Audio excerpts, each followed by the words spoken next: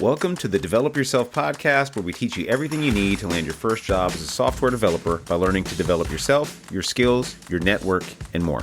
I'm Brian, your host. People always talk about the best parts about being a software developer.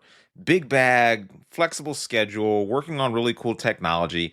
But we don't talk about usually are the really stressful parts. And today I want to lay out some of that for you and the three things that I think are the worst things about being a software engineer.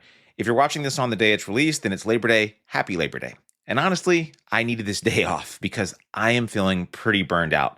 I've been working as a software engineer for 11 years now. I also run a coding mentorship program called Parsity, where we teach people how to code and then get into jobs in tech. So maybe this isn't the best business decision for me to be outlining this kind of stuff, but I'd rather just kind of keep it real with you, right? I've been really vocal about why AI isn't about to replace developers and the shortcomings of that. And a lot of tech bros and people online have kind of baked me for that or said I'm tripping or said that, I don't know what's going on. Basically, that I have too optimistic of a view or I don't know what I'm talking about, even though I have objectively a lot of experience in this field working with some very, very smart people. I don't see this whole doom and gloom narrative as reality. I see it as a lot of hype marketing driven by people that either don't know better or that do know better and just want to lie to sell you something or have to justify their outrageous spending to their CEOs. But at the same time, I'm going to keep it real. Being a developer is 100% nothing like those day in the life TikToks where some dude shows up to the office around 10 a.m., gets a fancy coffee, does his laundry or something like that, fixes a bug in some UI that's super simple using React or whatever, and then gets a $400,000 salary with stock options. That's just not my reality. It's not the reality of really anybody I've ever met. And I'm in the San Francisco Bay Area next to Silicon Valley, where if you were going to be doing that kind of stuff, this is the place where that would be happening. So here it is. Here are the three worst parts about being a software developer. Number one is the time pressure. So I joined an AI startup a few months ago. Team is really smart, brilliant people. The product is super cool. I've learned a ton about applying AI into full stack applications. And I've learned more in the last few months than I probably would have learned in a year or two or more at a really big stuffy company. I know because I've worked at really big stuffy companies and they just move slow. That is the nature of larger companies. But here's the other not so fun truth. I've been working basically nonstop to get this launch out, along with the rest of my teammates. I'm working on the back end, front end, AI integrations, data engineering pipelines, all to meet this upcoming launch. And deadlines in software are weird. Whether you work at a startup or a not so startup, you will have deadlines and they rarely move. And at least once in your career, at least once, you're going to be up past midnight fixing stuff that has to be fixed before a launch. If they told investors or there's a Black Friday sale, they're not just going to move the due date. It's just unlikely. Do you know what they say when you say, hey, this is going to be really difficult? Nothing. They don't really say anything because it still has to be fixed. An engineering manager at Microsoft that I follow and know offline actually just had what's called an on-call shift. On-call basically means that you have to keep your phone on you. It's like a pager, if you know what a pager is, like back in the days when doctors had pagers on their hips, so that way they could get paged or beeped if an emergency happened, and then they could get directly to the hospital to work on a patient or whatever, right? Software developers have something called on-call shift, which is similar, but the stakes are typically a lot lower than somebody's life being on the line. Basically, if something in production, the app or the code or the website or whatever you maintain that people interact with, if it goes down, if something breaks, you will be paged. If it's 4 a.m. on Saturday or 2 a.m. on Tuesday, does not matter. You need to answer that and try to jump online as fast as possible to see what's going on and try to fix the incident or at least do the initial investigation so somebody else can take over. This is yet another reason why I'm not super concerned about AI just replacing developers anytime soon. There's a lot of reasons, but this is one of them. You don't trust AI to do things like pay your credit card bills or buy you a plane ticket or renew your car registration. So do you trust it to fix critical issues in a system that might make millions of dollars like at Amazon or Microsoft, Facebook, even the small company that no one's ever heard of? You just can't, right? You can't just trust one of these AI agents, which is just this dumb term, honestly. This agent thing, it's over. It's not going to happen, guys. Agents aren't going to happen. It's over. In fact, here's a really hot take for you. If you think AI can replace you as a developer, you're probably right. Because if your daily job is writing trivial code, such trivial code that AI literally could write everything that you're doing, you might want to be nervous. And I honestly just don't know any developers in real life that I've come across that do those kinds of jobs. Back in the days, we had things like email developers, HTML developers. Those jobs haven't existed for a while. So if you're literally just making HTML, CSS websites from like a template that you can find online that's really simple, yeah, AI can do that. And honestly, I still think there's probably a career for you somewhere because I don't think many people even know how to do that translation from template into code and then deploy it out to the web. So even if you're doing something super simple, I actually don't know if you're replaceable quite yet. Anyway, that's a whole other bag of beans to dig into. Second worst thing about being a software developer, in my opinion, especially nowadays, especially in 2025, staying in interview shape.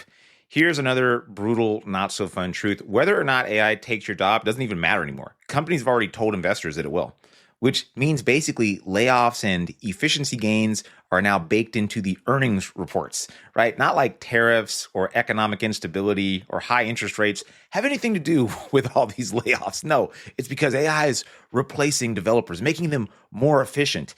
Even despite studies like Cornell University that showed that seasoned developers were 19% slower with AI, 95% of AI projects never took off or became profitable, according to an MIT study.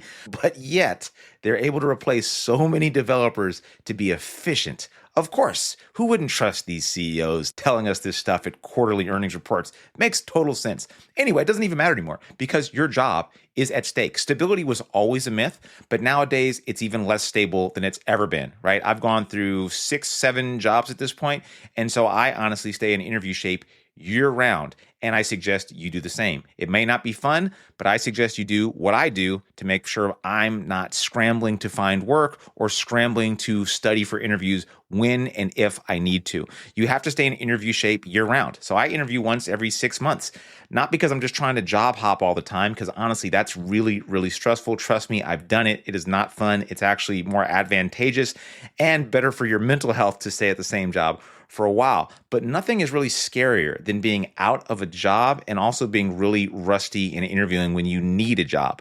People always talk about the getting hired stage of your career, but nobody talks about the how do you stay hired stage, because I've met quite a lot of developers that got hired and have really struggled to stay hired. So people sell you on, hey, learn to code. And honestly, that's part of what my business does too. But the harder stage is don't fall behind. And then the last thing that I really hate that I'm kind of experiencing now is a little bit of burnout, right? I'm a human. I'm not an AI robot yet. Doing late night shifts, working with shifting deadlines, the pressure to stay sharp and learn all sorts of new technologies, job hopping. I've had 3 jobs in the last 18 months. That is too many. Now, honestly, in many ways, I feel very lucky that I was able to get these jobs in what people are calling a pretty down market. I really haven't had a hard time finding work or even getting people inbound to me. I think that's because I have some AI skills, I have a pretty large network on LinkedIn, and I've developed a network naturally over the years. So I don't really have a hard time finding work. What I'd like to do, though, is stay at a very stable company with stable people. And that's been incredibly difficult to find, for me at least, lately. It's exhausting switching jobs this many times. And even if you do get into a stable job, the burnout can happen. Now, I've had pretty cushy jobs, to be honest, and I've had really, really hair on fire jobs. When you're working at a startup, you shouldn't expect a cushy style of job. I mean, that's just not going to be the reality. But eventually, it can catch up to you. Now, I'm experiencing what I consider a little bit of burnout, right? Like, I don't feel like, oh my God, I'm just going to go crazy right now. But it's true. Like, the pressure takes a toll. Doing 12-hour days a few weeks in a row can really take a toll. Now, on the flip side, I don't have a schedule that I stick to. Some days I might work 4 hours. Some days I might work 12 hours. Some days I try to work somewhere in between. I never let my work interfere with my personal life as far as like gym commitments or child commitments, things like that. Those are non-negotiable for me. Those make sure that I'm in a healthy enough space so I can actually show up to work and do well. But eventually, things just happen, right? And it's natural that this would happen. This is a very interesting career where coding might be your hobby, it's your profession, technology changes incredibly fast, layoffs are rampant, and so you're feeling this pressure just to keep up, and it's a lot to do. So if you're feeling like that, I feel you. On the flip side, I didn't want to end this on some doom and gloom note and be like, yep, and that's it. The 3 things I hate now, good luck, and never become a software engineer. Here's the other flip side, right? I love this job. And I'm actually more optimistic about the future than I have been in a long time. After 11 years, I still feel like this career is just beginning in many ways for me. I feel like I'm just starting to kind of really get into a sprint where I feel more confident now. I've done a few different types of roles. I've worked at a few different types of companies. I know what I do like. I know what I don't like. I'm confident in my decisions. I really like this stage of my career, and I feel like there's a lot more to explore, especially with AI. And I'm like, this is a whole new world going on. And I think this is a super fun time to be a software developer.